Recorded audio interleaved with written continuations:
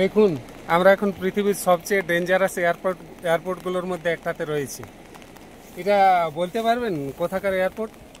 আমার মনে হয় যারা এসছেন তারাই বলতে পারবেন, বা যারা দেখেছেন ভিডিওতে কোথাও কোনোভাবে তারা বলতে পারবেন।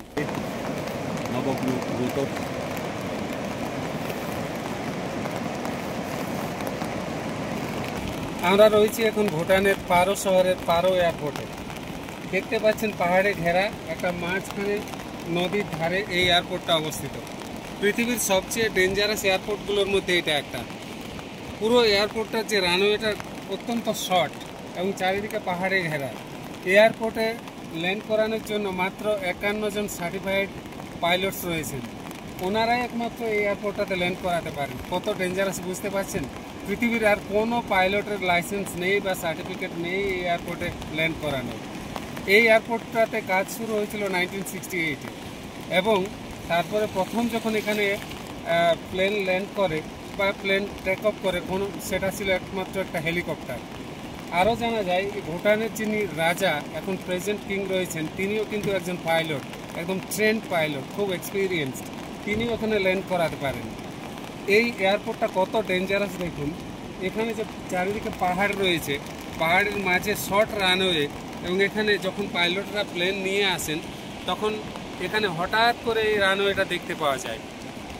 অল্প সময়ের মধ্যে কি করে রানওয়েতে ল্যান্ড করাবেন সেটা একটা দারুণ অভিজ্ঞতার দরকার পড়ে। তাই ঘুরে ঘুরে ঘুরে ঘুরে ওনারা এঁকে বেঁকে প্লেনটাকে ল্যান্ড করায়। সবার দ্বারা এটা সম্ভবই নয়। তাই দেখুন, এর লোকেশনটা খুবই ডেঞ্জারাস, অবশ্য খুব সুন্দর। এত সুন্দর একটা এয়ারপোর্ট জীবনে আমি এই প্রথম দেখলাম। দেখুন, পাশে নদী বয়ে গেছে, পুরো খরস্রোতা নদী। এখন বৃষ্টি হচ্ছে, ভুটানে প্রচুর বৃষ্টি, চারিদিকে ল্যান্ডস্লাইড হচ্ছে। আমরা বৃষ্টির মধ্যেই ভিডিও করছি। এখানে দেখুন নদীর ধারে পুরো এয়ারপোর্টের যে এটা একটা ইন্টারন্যাশনাল এয়ারপোর্ট। ভুটানে বলে দিয়ে রাখি, আবার ভুটানে তিনটে এয়ারপোর্ট রয়েছে, তার মধ্যে একটাই ইন্টারন্যাশনাল, পারো ইন্টারন্যাশনাল এয়ারপোর্ট। বাকি দুটো কিন্তু ডোমেস্টিক এয়ারপোর্ট। তো এখানে কোনো প্লেন আসেনি, তবে একটা প্লেন এই মাত্র আমরা এসে নেমেছি আর সেটা টেক অফ করলো, উড়লো। তো সেই প্লেনের ছবিটাও আমরা এখানে দেখাচ্ছি।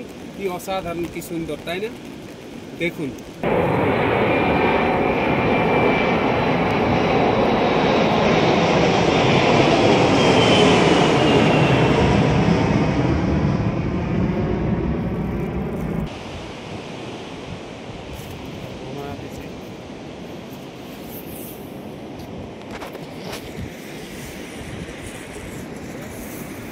এই হচ্ছে আমাদের গাইড পেন্ডিং, অ্যান্ড আমাদের খুব সুন্দর ড্রাইভার এবং ট্যুর এজেন্ট তেনজিং।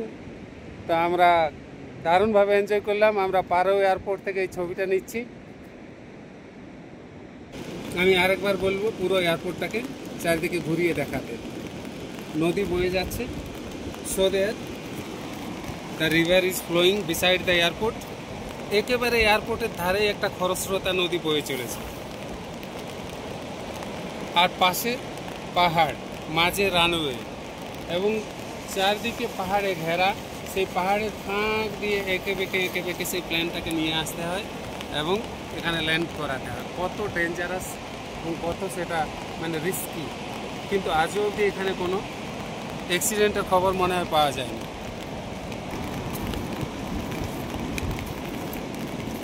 দেখলেন তো কত সুন্দর। আর এই এয়ারপোর্টের যে সমুদ্রতল থেকে যে উচ্চতা, সেটা হচ্ছে প্রায় 2500 মিটারের কাছাকাছি, মানে 2335 মিটার। এবং পাহাড়ের যে উচ্চতা সেটা 5500 মিটার। মানে কত উচ্চতায় এই এয়ারপোর্টটা রয়েছে, বুঝতে পারছেন? তাই আরেকটা জিনিস বলে দিয়ে রাখি, দেখুন এই এয়ারপোর্টে যখনই কোনো প্লেনকে ল্যান্ড করাতে হয় তখন ওই প্লেনটার রানওয়ের যে ডিস্টেন্স সেটা তো পুরোপুরি পাওয়া যায় না। তাই এখানে যে প্লেনকে টেক অফ করতে গেলে পাহাড়ের মাঝখান দিয়ে যে ওকে বেঁকে এই দিকে আসতে হয়, এবং ভ্যালিতে বেঁকে এসে আবার ওকে ঘুরে ডিস্টেন্সটা মেনটেন করে ওকে উচ্চতায় প্লেনটাকে এগিয়ে নিয়ে যেতে হয়। ওরকম নামার সময়ও তাই। নামার সময়টা তো প্লেন ল্যান্ড করার বিষয়টা আরও ডেঞ্জারাস, আমি বললাম একটু আগেই। ঠিক ওইভাবেই হঠাৎ করে যখন এই রানওয়েটা ভিজিবল হয়ে যায়, দেখতে পাওয়া যায়, তখন ওদেরকে ওইভাবেই বেঁকে বেঁকে বেঁকে বেঁকে ঘুরিয়ে ঘুরিয়ে ঘুরিয়ে ঘুরিয়ে হঠাৎ করে রানওয়েতে ল্যান্ড করতে হবে। এটাই হচ্ছে এই এয়ারপোর্টের একটা বৈশিষ্ট্য। তাহলে দারুণ লাগলো, তাই না?